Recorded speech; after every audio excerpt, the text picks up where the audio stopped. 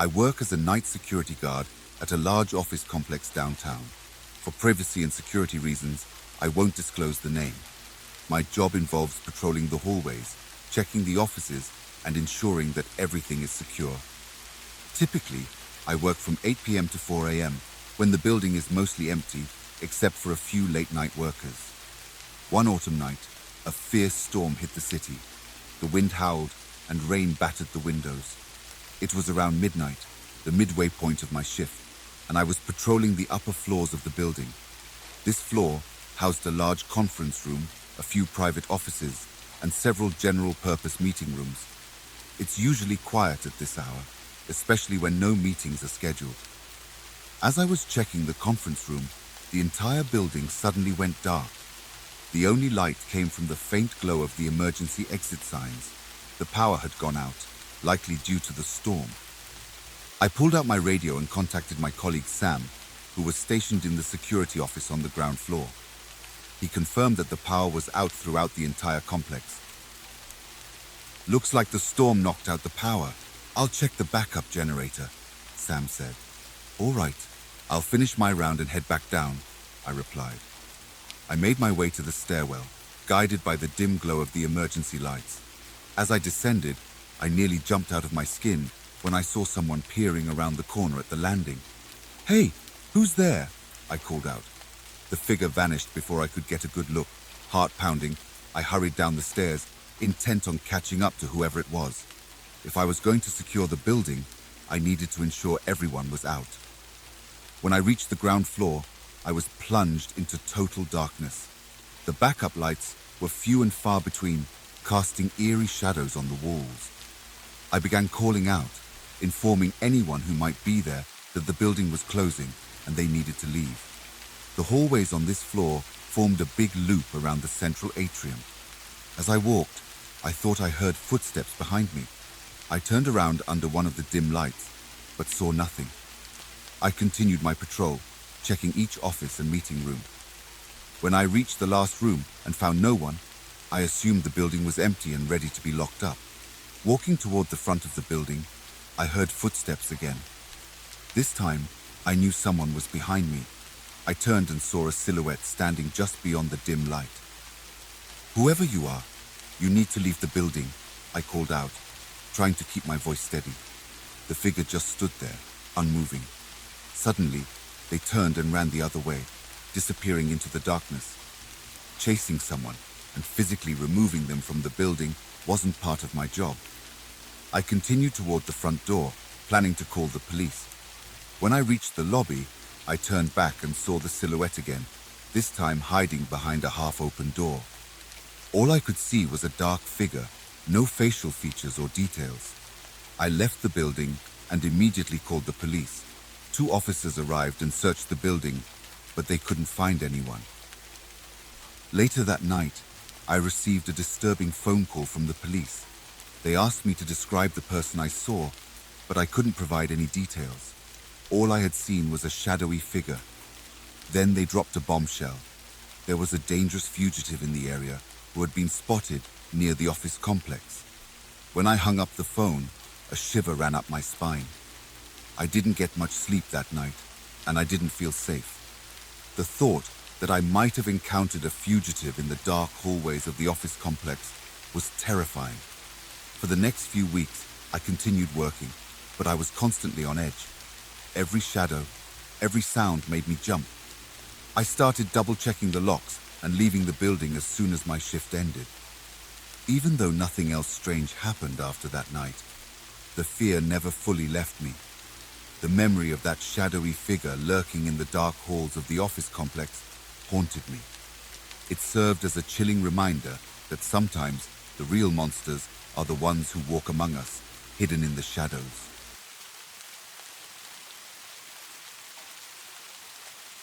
In my early 20s, I worked as a construction worker and engineer in the Philadelphia area.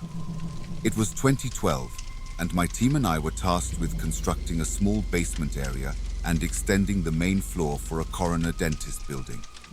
The basement was to include a bathroom and 2 large storage areas.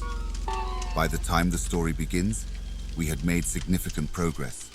The basement had just been sealed off, providing a solid foundation, and the lights were operational. One evening, as my co-worker Jordan went upstairs and outside to assist with the exterior work, I stayed behind to tinker with the electrical components. Despite my limited expertise in electrical work, I felt confident in my basic understanding. Suddenly, the power went out. I knew it wasn't due to my meddling. It seemed there was a power outage in the vicinity. We didn't carry our phones while working to avoid damaging them and because our hands often got dirty. Instead, we kept them in our jackets upstairs. Luckily, we always had flashlights in our vests. Just as I reached for mine, a rattling noise stopped me in my tracks. It sounded like a bag of coins being shaken, but not quite. The noise emanated from the tiny soon-to-be bathroom. I pulled out my flashlight, turned it on, and aimed it towards the bathroom door, which was slightly ajar. The noise didn't seem like it came from the infrastructure, so I assumed it was one of my co-workers playing a prank. I hesitated briefly before opening the door, needing to gather my bearings. When I did, my flashlight revealed a figure dressed in all black, facing the corner of the tiny room. The person turned their head slightly, and the flashlight caught the eerie glow in their eyes. I slammed the door shut and bolted upstairs in my heavy boots, searching for my co-workers. They were all outside, preparing to pack up for the night since the power had gone out in all nearby buildings. I counted 3 co-workers, confirming that none of them could have been the figure I saw. I asked my colleagues if anyone else had been in the building that night, but they all shook their heads. Reluctantly, I led them downstairs to show them the creepy stranger in the basement. When we reached the tiny room, the figure was gone. Despite my insistence, they didn't believe me. Feeling embarrassed, I didn't press the issue further. We all went back outside to pack up. As the one with the key to the building, I had to lock up when everyone left. After getting into my car and watching the others drive off, an inexplicable feeling urged me to check the basement one more time. I took a deep breath, got out, unlocked the door, and descended the stairs with 2 flashlights, one from my vest and one from my phone. At the bottom of the stairs, the silence in the cramped, unfinished basement was unsettling. My anticipation of any sound made my heart race. Just as I was about to turn back, I heard the rattling again, coming from the tiny room. Fear gripped me, and I fled up the stairs, slamming the basement door shut and locking the building. Thankful it was Saturday, I knew I wouldn't have to return until Monday. However, I resolved never to work alone in that basement again. We finished the project within a couple of weeks, and nothing else strange occurred. Though the project was completed, the memory of that night lingered. I couldn't shake the feeling of those eyes glowing in the darkness. I avoided talking about it, but the experience haunted me. Every creak, every unexpected noise would take me back to that basement. One night, curiosity got the better of me. I researched the history of the building, uncovering its dark past. Before it became a coroner dentist building, it had housed various businesses, including a mortuary. There were rumors of illegal activities, including the improper handling of bodies. Months passed, and I tried to move on, but I kept returning to that basement in my thoughts. I spoke to Jordan and the others, trying to piece together any additional information. They remained skeptical, but the unease in their eyes told me they were starting to believe. Determined to find closure, I reached out to a local historian. She confirmed the building's sordid history and mentioned the possibility of restless spirits. Armed with this knowledge, I decided to confront my fears one last time. I returned to the basement alone, this time during the day. The atmosphere was less intimidating in the sunlight, but the unease remained. I stood in the tiny room where I had seen the figure and tried to communicate, asking for peace and forgiveness for any disturbances we may have caused. As I spoke, the air grew colder, and the familiar rattling noise echoed through the room. I felt a presence behind me and turned to see a faint, shadowy figure. It was the same figure from that night. but it seemed less menacing in the daylight. The glow in its eyes had faded, replaced by a sorrowful expression. I spoke softly, promising to respect the space and any spirits that resided there. Gradually, the figure dissipated and the room's temperature returned to normal. I left the basement, feeling a sense of relief and closure. Though the experience had shaken me, I learned to respect the unknown. The basement project remained a pivotal moment in my life, a reminder of the thin veil between our world and the next. I continued my work in construction, always mindful of the stories each building held. In the end, the echoes in the darkness had taught me a valuable lesson about the unseen and the importance of respecting the past. Some spirits, like those we disturb unintentionally, seek only acknowledgement and peace, and sometimes it's our duty to listen.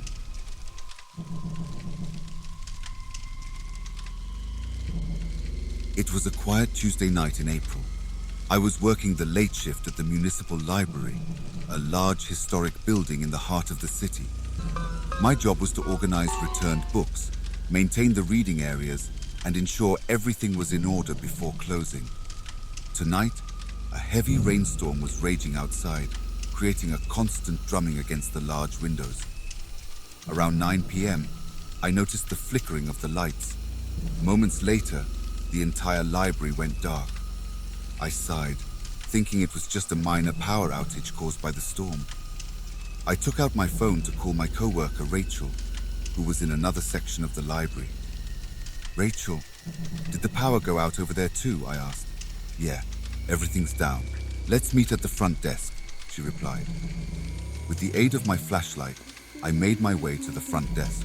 The emergency lights had kicked in, providing a dim, eerie glow throughout the library. Rachel was already there, looking slightly on edge. "I'll check the breaker room. It's probably just a tripped switch," I said. "I'll stay here and keep an eye on things," Rachel replied, clearly uneasy about venturing into the dark library. I made my way to the breaker room, located in the basement. The stairs leading down were narrow and creaky, and the darkness made them even more foreboding. As I reached the basement door, I noticed it was slightly ajar. Strange, I thought, because it was usually locked. I pushed the door open and entered the basement. The breaker room was at the far end, past rows of old dusty bookshelves. I navigated through the clutter, my flashlight casting long dancing shadows on the walls. Suddenly, I heard a soft whisper coming from one of the aisles. I froze, my heart pounding in my chest. "Hello, is someone there?" I called out, my voice echoing slightly. There was no response, just the continued whispering, almost as if multiple voices were converging in a secret conversation. I forced myself to move forward, though every instinct screamed at me to turn back. I reached the breaker room and flipped the switches back and forth until the lights flickered back on. As I turned to leave the breaker room, the whispering grew louder, now accompanied by a faint shuffling noise. I followed the sound, which seemed to be coming from behind a large old bookshelf. Upon closer inspection, I noticed the bookshelf was on wheels and slightly askew.